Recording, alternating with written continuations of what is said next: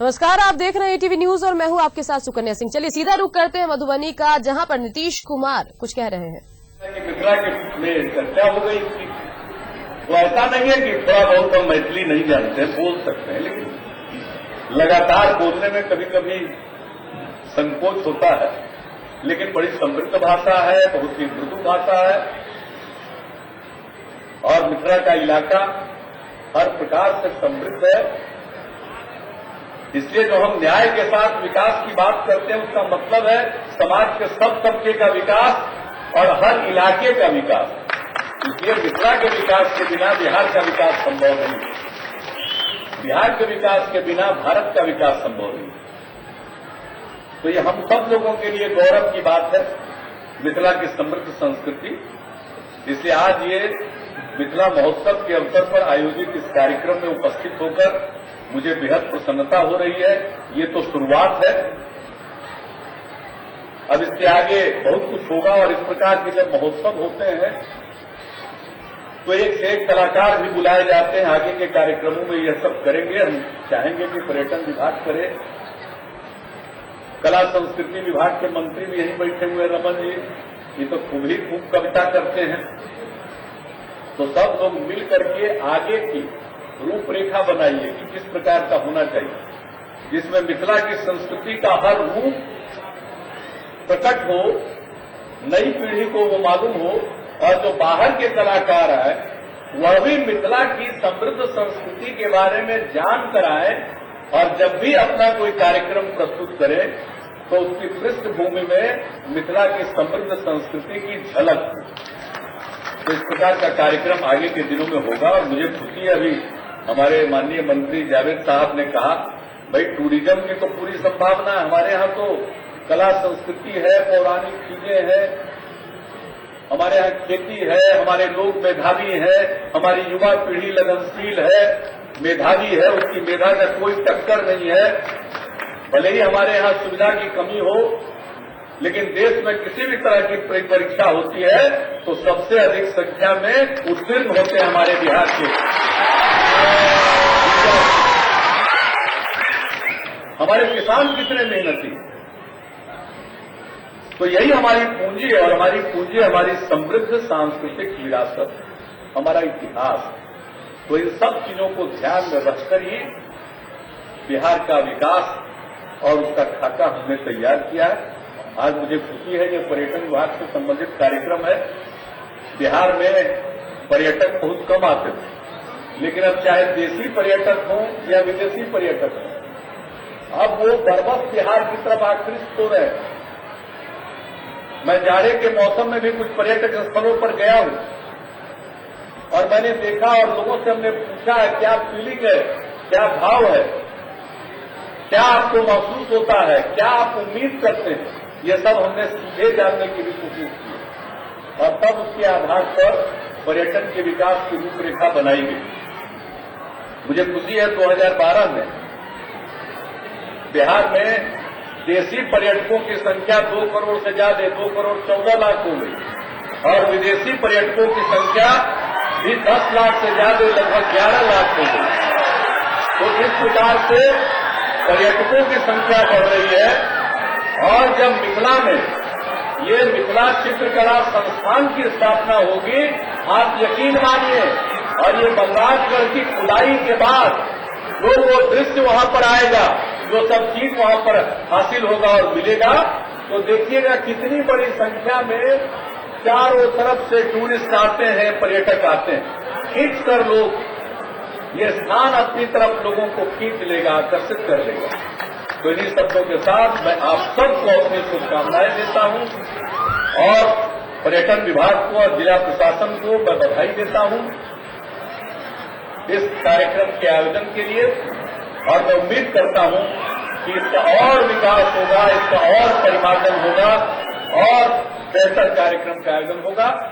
तो मैं आपके और सांस्कृतिक कार्यक्रम के बीच में दीवार नहीं बनना चाहता हूं और सबका आह्वान करता हूं कि आप आनंद लें, सांस्कृतिक कार्यक्रमों का आनंद लें। इन्हीं शब्दों के साथ आप सबको बहुत बहुत धन्यवाद।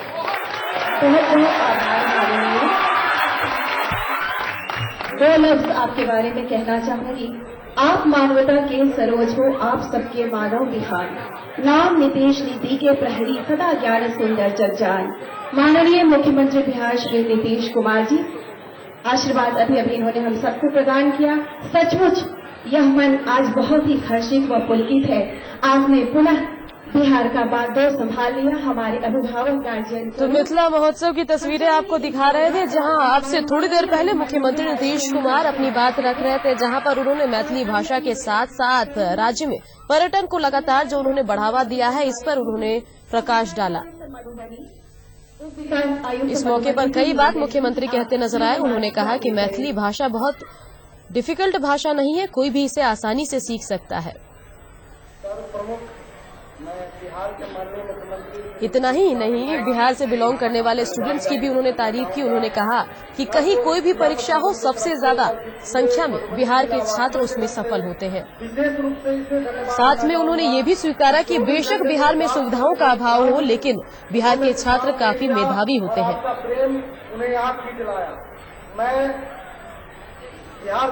तो मैथिली महोत्सव की तस्वीरें आपके टेलीविजन स्क्रीन पर।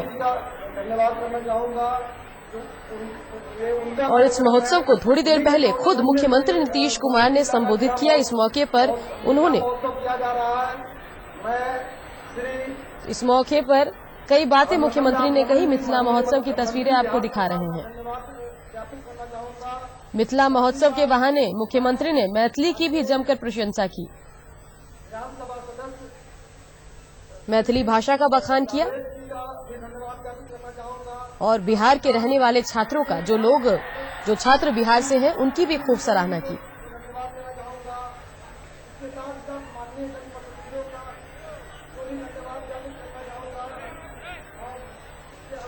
इतना ही नहीं, मुख्यमंत्री ने कहा कि जैसे जैसे समय बीतता जा रहा है, वैसे वैसे बिहार में पर्यटन की दिलचस्पी बढ़ती जा रही, चाहे वो बात देसी पर्यटन की हो या फिर विदेशी पर्यटन की।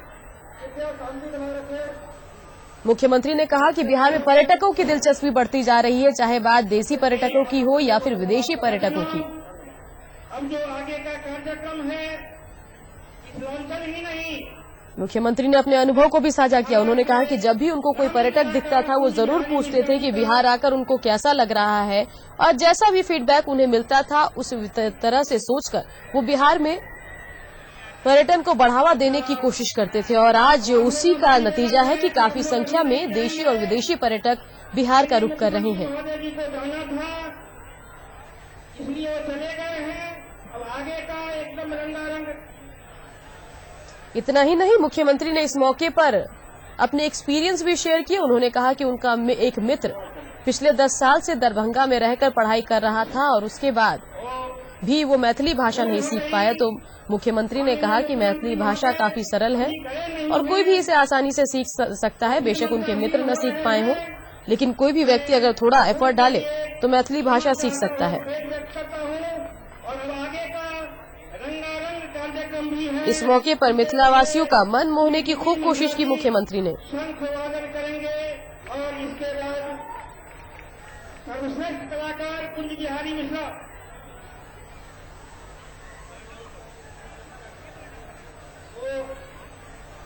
तो मिथिला महोत्सव की तस्वीरें आपको दिखा रहे हैं।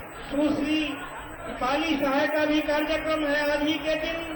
सुनील मिश्रा जी जो एक अच्छे कलाकार हैं, उनका भी कार्यक्रम है। और मिथिला के जो स्थानीय कलाकारों द्वारा सांस्कृतिक कार्यक्रम भी प्रस्तुत किया जाएगा। और मुख्यमंत्री के संबोधन के बाद स्थानीय कलाकारों का कार्यक्रम पेश किया जाएगा। आनंद उठावे, लुत्फ उठावे। और तब लोगों में उत्साह पहले मुख्यमंत्री के भाषण को लेकर, उसके बाद जो प्रेजेंटेशन यहां पर मंच पर पेश किया जाएगा कलाकारों द्वारा, उसको लेकर भी जनता काफी उत्साहित नजर आ रही है।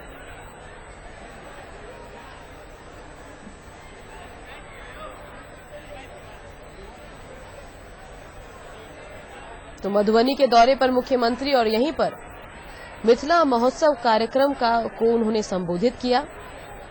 कई बातें उन्होंने इस मौके पर कही। साल चुनावी है, इस बात को ध्यान में रखते हुए मुख्यमंत्री ने अपनी उपलब्धियां भी गिनाई। जितनी भी मांगे माननीय मुख्यमंत्री महोदय जी के यहाँ गई मुख्यमंत्री है। ने स्पष्ट किया और चाहे कि उनके कार्यकाल के दरमियान पर्यटकों की संख्या में काफी इजाफा हुआ है और जैसे ही किसी राज्य में पर्यटकों की संख्या में इजाफा होता है, आमदनी भी बढ़ती चली जाती है। सीधी तस्वीरें विचार करेंगे, मिथिला महोत्सव की आपको दिखा रहे हैं, लोगों को जानकारी दी जाएगी। जहां पर अब थोड़ी देर बाद रंगारंग कार्यक्रम का शुभारंभ होगा। स्थानीय कलाकार अपनी अपनी प्रस्तुति पेश करेंगे। सारा रंगारंग कार्यक्रम है। जनता में उत्साह आप लोग कार्यक्रम को जाएंगे लेकर। नहीं, इस कार्यक्रम का लुत्फ उठाएंगे, यही हमारा विशेष आग्रह है।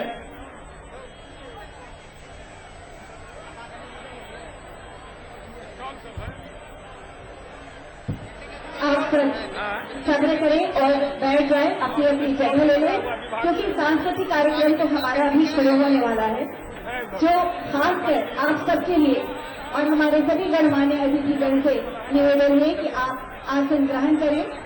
हमारे सभी मंत्रीगण, साथ ही साथ अन्य सांसदगण, विधायकगण और तो अब मंच को क्लियर किया जा रहा था कि स्थानीय कलाकार मंच पर पहुंचे और अपनी अपनी प्रस्तुति पेश करें।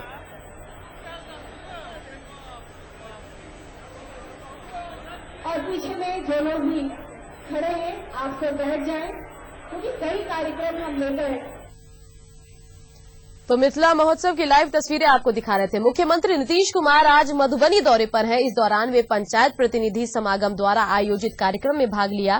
नीतीश कुमार ने पंचायत के लिए तंत्र विकसित करने की जरूरत बताई। सीएम ने कहा कि सरकार की तरफ से भवन के लिए फंड की व्यवस्था की जाएगी। इसके साथ ही पंचायती राज के मजबूती पर भी सरकार काम कर रही है। ये तमाम बातें कहते मुख्यमंत्री नजर आए।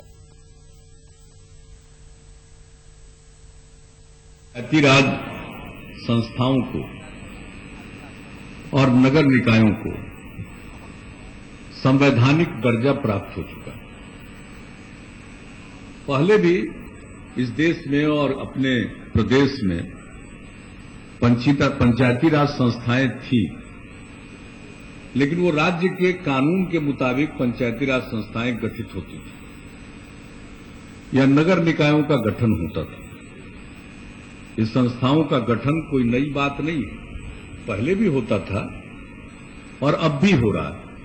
लेकिन एक फर्क आया है, संविधान में 72वें और 73वें संशोधन के बाद पंचायती राज संस्थाओं को और नगर निकायों को संवैधानिक दर्जा प्रदान किया गया और पहले की तुलना में बहुत सारे दायित्व पंचायती राज संस्थाओं को और नगर निकायों को सौंपने का निर्णय है और दिन ब दिन ये संस्थाएं और मजबूत होती जाएंगी। मैं तो हमेशा कहता हूं कि जिस प्रकार से केंद्र की सरकार है और जिस प्रकार से राज्य की सरकार है, एक समय आएगा कि उसी प्रकार से पंचायत की सरकार कहलाएगी और नगर की सरकार कहलाएगी। इसी के साथ ईटीवी न्यूज में रुकेंगे छोटे से अंतराल के लिए।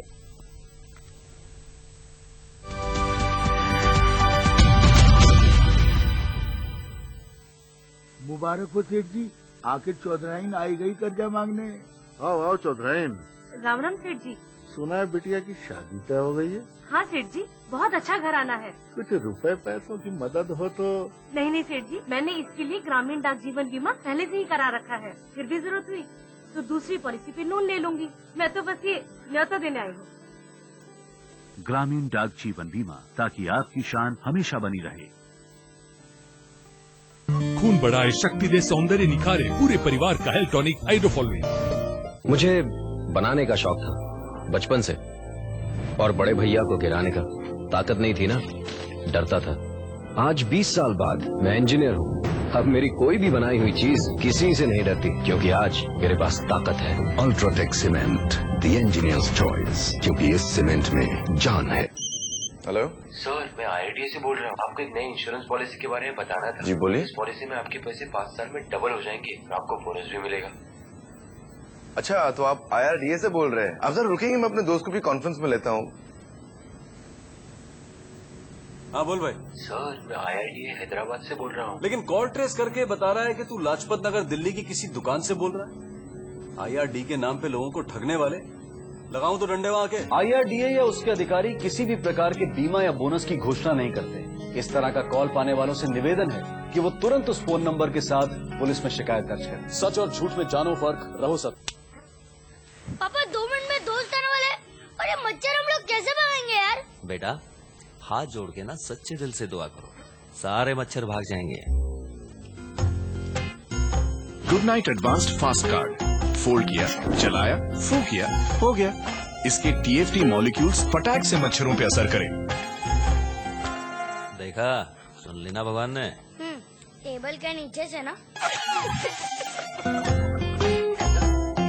Good night advanced fast card, फटाक से फुर्र।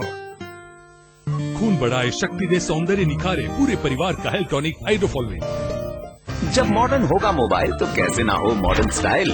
एक बटन दबाया, मनचाहा फोटो पाया, क्या पहना क्या खाया सेकंड्स में दुनिया को बताया।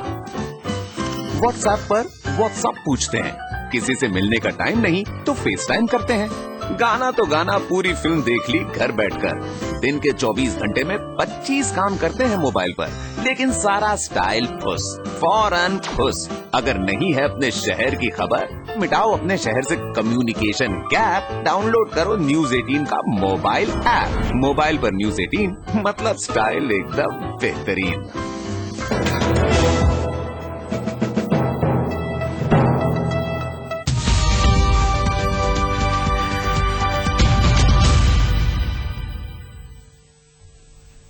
आप देख रहे हैं ATV न्यूज। बढ़ते आगे और बात कर लेते हैं पटना की। पटना में आरजेडी सुप्रीमो लालू प्रसाद ने केंद्र सरकार की नीतियों के खिलाफ राजभवन मार्च किया। लालू प्रसाद की अगुवाई में आयोजित इस मार्च में बड़ी संख्या में पार्टी कार्यकर्ता शामिल हुए। केंद्र सरकार के भूमि अधिग्रहण बिल और काले धन को लेकर आरजेडी का मार्च पटना के JP गोलंबर से शुरू हुआ, लेकिन बाद में प्रशासन ने प्रतिबंधित क्षेत्र से पहले R ब्लॉक के पास इसे रोक दिया। R ब्लॉक पर लालू प्रसाद ने अपने कार्यकर्ताओं को संबोधित किया।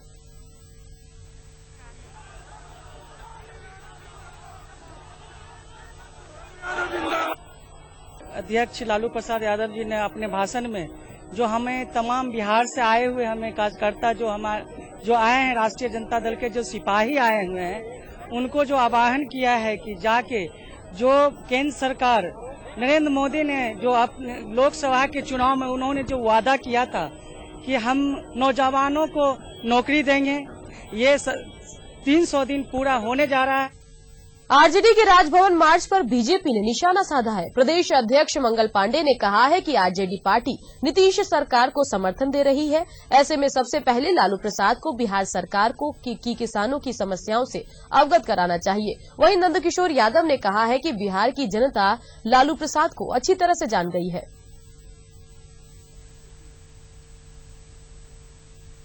भी भूमि अधिग्रहण का विरोध कर अभी सरकार को समर्थन दे रहे हैं, नीतीश जी की सरकार को। उनको धान खरीदवाना चाहिए, किसानों को बोनस दिलवाना चाहिए। जो किसान आज जिन समस्याओं से रूबरू हो रहा है, जो प्रत्यक्ष है, सभी किसानों के जमीन तो आज नहीं ली जा रहे हैं जिसको लेके वो हंगामा कर रहे हैं और फिर उसके मुद्दे वो बताते, लेकिन जिन विषय से आज किसान परेशान है उस मुद्दे पर लालू प्रसाद जी कुछ नहीं बोल रहे हैं। और आज कम से कम मैं मानता हूं कि भारतीय जनता पार्टी की इतनी बड़ी ताकत हो गई है बिहार के अंदर में कि अब लालू जी को विरोध करने के लिए सोचना पड़ रहा है कि भारतीय जनता पार्टी के पास जाके विरोध करें। मतलब वो मान रहे हैं कि अब भाजपा सत्ता में। केंद्रीय मंत्री उपेंद्र कुशवाहा ने बिहार में किसानों की खराब स्थिति के लिए नीतीश सरकार को जिम्मेदार ठहराया है। उन्होंने देश के विकास के लिए भूमि अधिग्रहण बिल को जरूरी बताया। साथ ही केंद्रीय मंत्री ने इसे लेकर बिहार में हो रहे विरोध प्रदर्शन को नौटंकी करार दिया।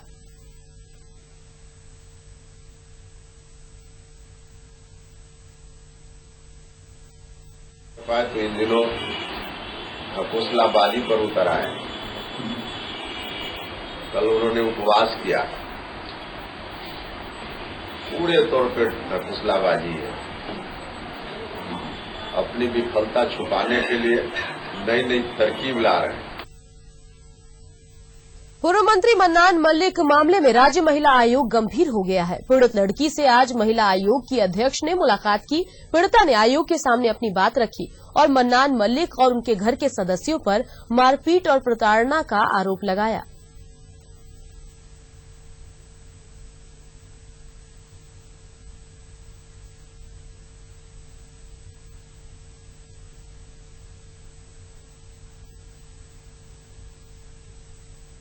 वहीं पुलिस ने इस मामले में बच्ची के बयान पर डोरंडा थाना में कई धाराओं में मामला दर्ज कर तफ्तीश शुरू कर दी है। पूर्व मंत्री फिलहाल बाहर हैं, उनके आते ही रांची पुलिस मामले में पूछताछ करेगी।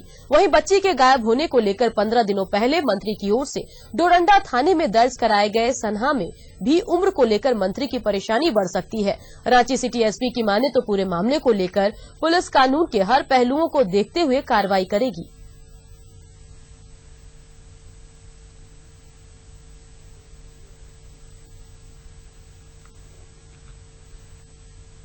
उसकी मां ने ही उनके घर में रखा था, मंत्री के घर में, मतलब पूर्व मंत्री के घर में।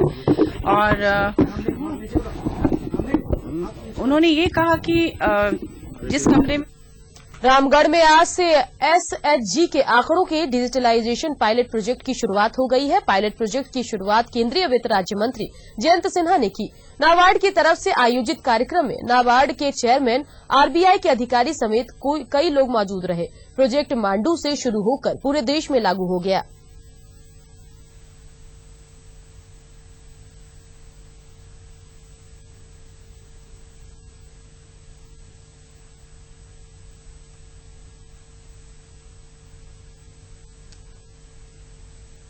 भारतीय कम्युनिस्ट पार्टी के राष्ट्रीय महासचिव एस सुधाकर रेड्डी ने कांग्रेस पर बीजेपी पर हमला बोला है। जी हां, रेड्डी ने कांग्रेस और बीजेपी पर हमला बोला। दरभंगा में उन्होंने कहा कि दोनों पार्टियों के बीच मैच फिक्स है।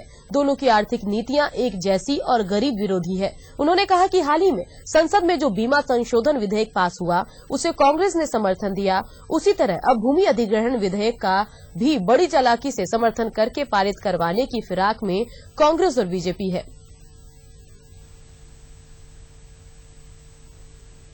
का मेजॉरिटी है, उधर दूसरा पोजीशन से बगैर चर्चा करके कांग्रेस ने स्टेक होल्डरों को मदद दी।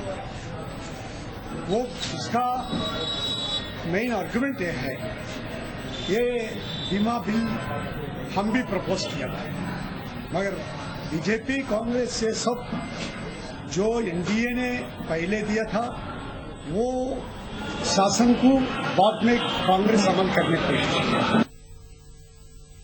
इसी के साथ ईटीवी न्यूज में रुकेंगे छोटे से ब्रेक के लिए।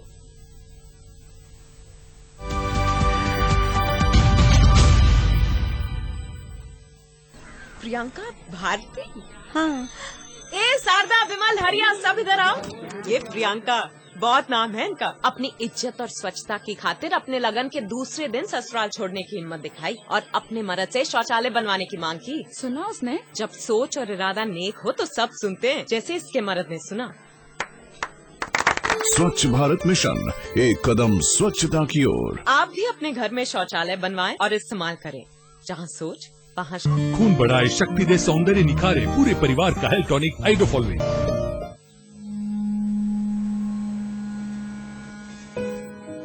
कौन कहता है कि तकदीर का फैसला ऊपर वाला करता है?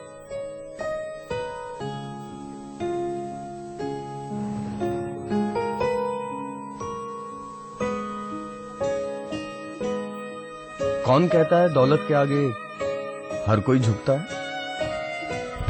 और कौन कहता है कि इंतजार का फल मीठा होता है?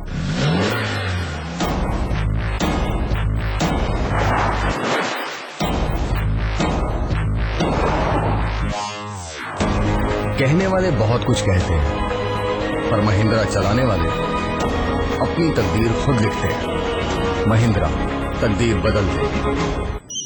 हेलो सर, मैं IRDA से बोल रहा हूँ। आपको एक नई इंश्योरेंस पॉलिसी के बारे में बताना था। जी बोलिए। इस पॉलिसी में आपके पैसे 5 साल में डबल हो जाएंगे, आपको बोनस भी मिलेगा। अच्छा, तो आप IRDA से बोल रहे हैं? आप जरा रुकेंगे, मैं अपने दोस्त को भी कॉन्फ्रेंस में लेता हूँ। हाँ बोल भाई। सर, मैं IRDA हैदराबाद से बोल रहा हूँ। लेकिन कॉल ट्रेस करके बता रहा है कि तू लाजपत नगर दिल्ली की किसी दुकान से बोल रहा है। IRD के नाम पे लोगों को ठगने वाले, लगाऊं तो डंडे वहां के। IRDA या उसके अधिकारी किसी भी प्रकार के बीमा या बोनस की घोषणा नहीं करते। इस तरह का कॉल पाने वालों से निवेदन है कि वो तुरंत उस फोन नंबर के साथ पुलिस में शिकायत दर्ज करें। सच और झूठ में जानो फर्क, रहो सत्य। नरेंद्र मोदी की इस भावना की तारीफ जरूर की जानी चाहिए कि वे आम आदमी को गवर्नेंस का हिस्सा बनाना चाहते हैं। रास्ते चलते व्यक्ति का सुझाव भी मेरे लिए बहुत इम्पोर्टेंट है। क्या भूमिका प्रियंका जी की होगी? जो भी वो करना चाहती है उसको मैं उसमें सपोर्ट करूंगा, मगर अंत में डिसीजन उसका है, जिंदगी उसकी है, बड़ा भाई हूं और जो भी वो करना चाहेगी मैं उसको सपोर्ट करूंगा। मीडिया में मेरे कुछ साथी शायद डरे हुए हैं कि आने वाले दिनों में फ्रीडम ऑफ एक्सप्रेशन कर्टेल हो जाएगी उनके आने से। मीडिया ने काफी कुछ कहा है मोदी जी के लिए, क्या हो गया? कुछ नहीं होता।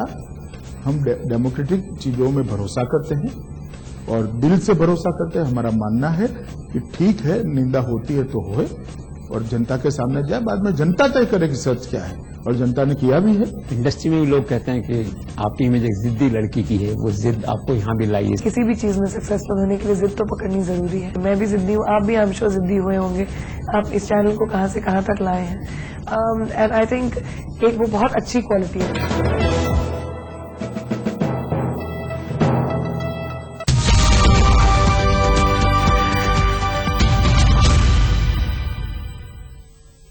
आप देख रहे हैं ईटीवी न्यूज। बढ़ते आगे और बात कर लेते हैं भारतीय जनता पार्टी की। बिहार बीजेपी अब तक 45 लाख सदस्य बना चुकी है। पूर्णिया में पार्टी के प्रदेश सदस्यता अभियान के प्रभारी संजीव चौरसिया ने इसकी जानकारी दी। इस दौरान बीजेपी नेता ने नीतीश सरकार पर जमकर हमला बोला।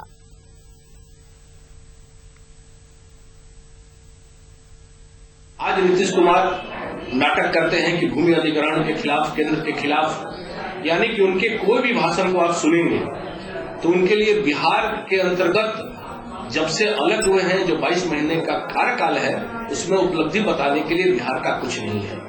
तो हर एक विषय आज वो ले जाना चाहते हैं केंद्र के बारे में, केंद्र ने ये नहीं किया, केंद्र ने।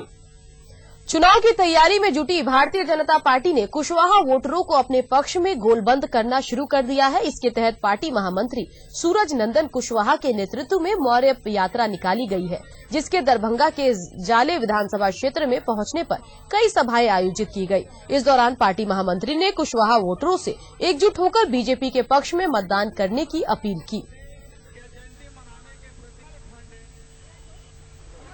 ये मौर्य यात्रा